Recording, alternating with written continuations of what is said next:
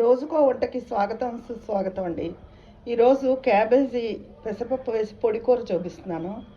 ఇందులో ఈ పాటి క్యాబేజీకి ఒక గుప్పెడు కన్నా తక్కువ, ఒక 4-5 స్పూన్ల లాగా పెసరపప్పు వేసుకోవాలి. కుక్కర్లో పెడితే చివిడిపోతుంది, అందుకని విడిగానే ఉడికించుకోవాలి. ఇప్పుడు ఇందులో కాసిన నీళ్లు పోసుకుంటాను.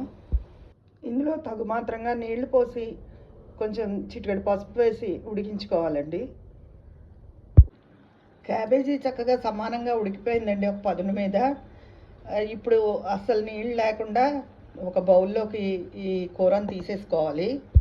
క్యాబేజీ ఇలా తీసేసుకున్నానండి.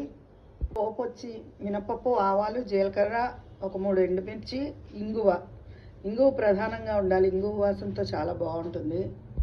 ఇలా ప్యాన్ పెట్టుకుని ఆయిల్ వేసేసుకున్నాను. ఇప్పుడు పోపు వేసేస్తాను.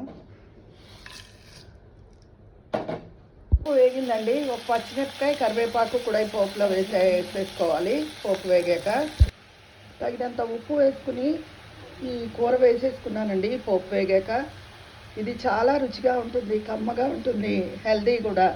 పెసరపప్పు ప్రోటీను, క్యాబేజీ ఏవో కిడ్నీలో స్టోన్స్ ఉన్న వాళ్ళకి తప్ప క్యాబేజీ కూడా ఫైబర్ మంచిది.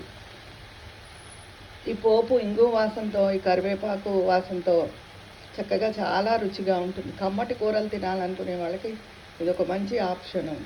నా రోజుకో వంట ఛానల్లో ఈ క్యాబేజీ కమ్మటి కూర మీకు నచ్చితే పెసరపప్పు వేసి అందరూ లైక్ చేయండి, సబ్స్క్రైబ్ చేసుకోండి. ఉంటాను, మీ విజయ పన్నాల.